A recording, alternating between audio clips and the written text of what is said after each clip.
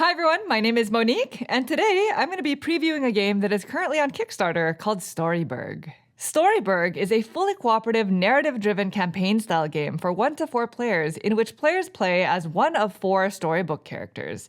We have Peter Pan, we have Alice from Alice in Wonderland, Dorothy, as well as Little Nemo.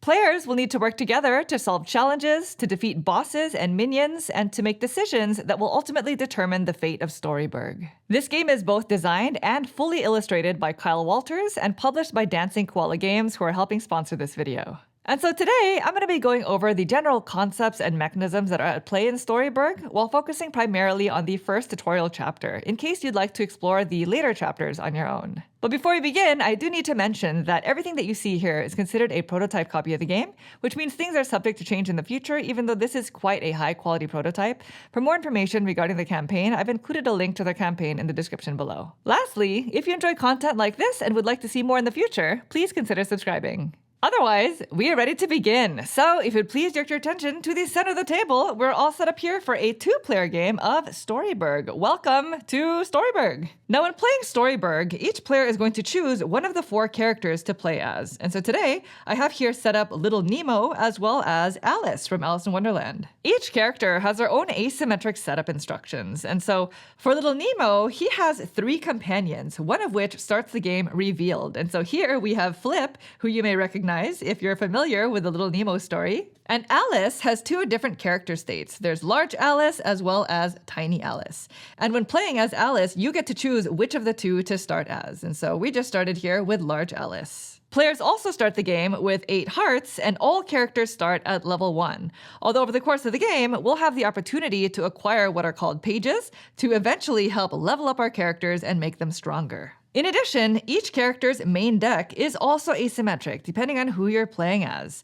And the cards in each player's decks are fully illustrated based off of the character that they're playing as. And at the start of the game, players start with a hand of 4 cards. Storyburg is played over the course of 5 chapters, which are meant to be played in several sessions. Over the course of 5 chapters, the storybook will lead you through each character's world in an attempt to save Storyburg. And so this is a lighthearted narrative storytelling game that is primarily played through the use of this storybook.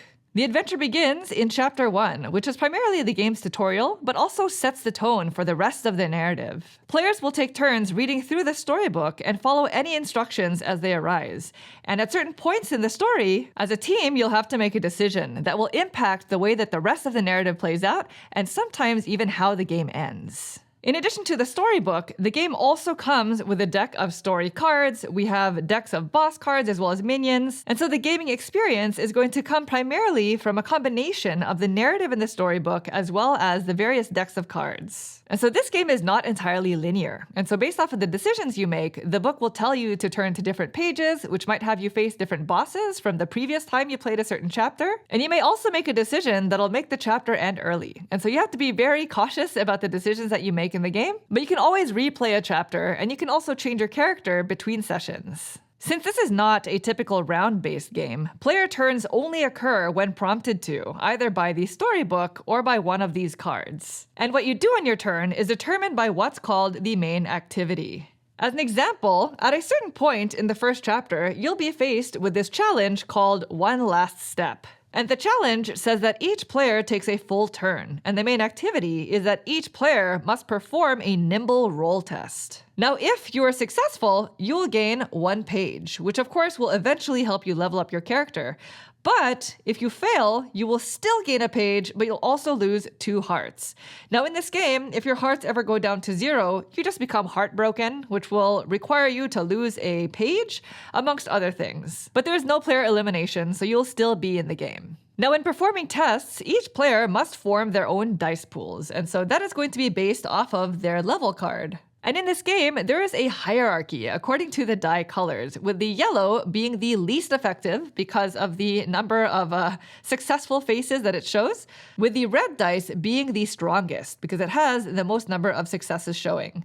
And so as Alice, I only get to roll 1 yellow die for each of the 4 different tests. And so those are going to be courage, brain, defense, and of course, in the case of the One Last Step challenge, the nimble test. which is not that great, honestly.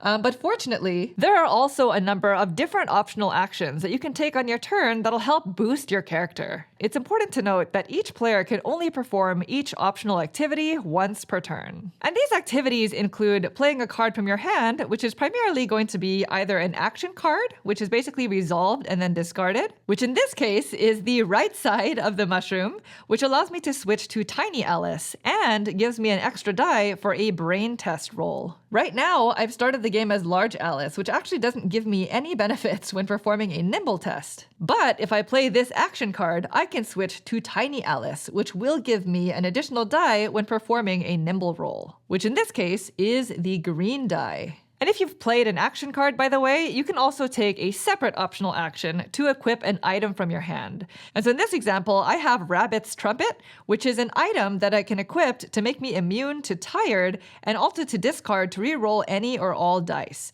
And so any equipped cards will go beneath your player board just to keep track of everything that you have. And in this game, there are 4 main types of equipped cards, all designated by a specific symbol, and you can only have at most one of each type of card equipped at any given time. Other optional activities include buying or selling from the shop, and so this is sort of the deck building aspect of the game, because over the course of the game, you'll have opportunities to acquire more cards into your deck. And when selling cards, you can only sell cards from your hand that have a gold value, which is the currency in the game, but you can also spend 1 gold to just refresh the shop. And the last type of optional activity is simply discarding any number of cards from your hand. And you may want to do this because you always end your turn by drawing back up to your hand limit, which at the start of the game is 4 cards. Now, it's important to keep in mind that drawing cards always ends your turn, so you want to do everything that you need to do on your turn before doing so. Now, going back to this challenge, let's say I played that action card and now I am Tiny Alice, which means I get to add a green die to my dice pool. I also add a yellow die because of my level card, and if I had any bonus tokens, I could also discard these to take the corresponding die. Now, over the course of the game, the story might prompt you to gain some attributes, such as Brave or Enchanted. If you ever become Brave, then you get 1 red and 1 black bonus token, and if you become Enchanted, you get a blue and a green. And so when forming the dice pools, that is when you can choose to discard these to take the corresponding die. This requires me to roll a 3, so let's see. Oh, and it's a success. I actually thought I wasn't gonna pass that, but I would then gain 1 page for succeeding the challenge. And in addition to rolling for tests, you'll also be rolling dice when going up against the various enemies in the game. And so here we have one of the first enemies that you'll encounter in the game, which is an Ugly Wuggly. In order to defeat this enemy, we'll have to bring their health down to 0, which is starting at 4. And if we're able to successfully defeat them, then we win the loot, which is shown at the bottom left-hand corner of the card here, which would be 2 gold and 2 pages. However, this Ugly Wuggly is also mischievous, and so the card says when defeated, this Ugly Wuggly steals 2 of your cards, which will make you discard 2 cards. Fortunately, during a typical battle round, at the start of your turn, you always have the option of trying to escape the battle. This is always optional, but if you choose to, then you have to perform a nimble roll against their nimble value, which is a 4 in this case. Failing an escape will still allow you to escape from the enemy, but you'll always be wounded as a result. Now, as Little Nemo, we are going to choose to continue battle. And so during battle, the player gets to attack first while the enemy defends, and then the enemy will attack back while the player defends. Now, before I attack, I'm first going to equip myself with Pajamas.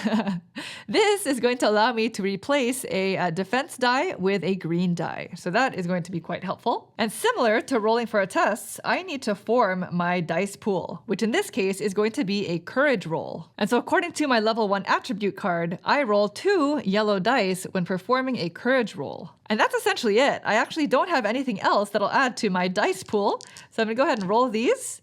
And I rolled 2. So I'm going to deal 2 damage to the Ugly Wuggly, but they first get to defend, and their defense shows 1 yellow die. And I'm actually going to subtract the value of their defense from my attack. And so since I rolled a 1, then I only get to deal 1 damage to the Ugly Wuggly, which I'm going to show using these health tokens. Now after I attack, they get to attack back using their courage roll, which in this case is 1 yellow and 1 green die. And similarly, I get to defend, which in this case is 1 yellow die. However, I equipped my Pajamas, which allows me to replace it with a green die. So I'm going to go ahead and roll it. So now I only go down by 1 heart because I had 1 value of defense. And once that's done, I essentially begin again by optionally deciding whether or not I'd like to escape. And the battle continues like this until one of us has run out of hearts. And so some enemies, such as this one, will need to be entirely defeated by one player, while other enemies, such as bosses and their minions, will require the work of the entire team to defeat. Boss battles are a lot more difficult because they require you to defeat their minions before you can even attack them. And when going up against mega bosses, you'll also have to defeat the bosses first before attacking them. They are sort of the worst enemies in the game. And so those are the general mechanics that'll be present throughout the game. Now there are other things that can affect your character, including your character becoming tired, which would require you to flip over your level card, making your attribute rolls much weaker. And as you progress through the adventure, you'll be faced with a wide variety of challenges and events that will often require you to make a decision, various paths that will require multiple rounds to complete, and you'll find treasures and collectibles along the way that you'll save in order to help you in later chapters. And once you've successfully won all 5 chapters, then you've saved Storyburg, and you can choose to play again, making different decisions to see where they lead you. Now, considering that this game is primarily a narrative adventure game, I've only really been able to scratch the surface in terms of what the gaming experience will provide. And so for more information regarding the game, feel free to check out their Kickstarter, which is linked in the description below. And thank you all so much for watching the video. I really hope it was helpful. If you have any questions about anything that you saw here today, please feel free to leave me a comment down below, and I'll try to get back to you as soon as possible. Lastly, if you enjoy content like this and would like to see more in the future, please consider subscribing. Thank you. Bye.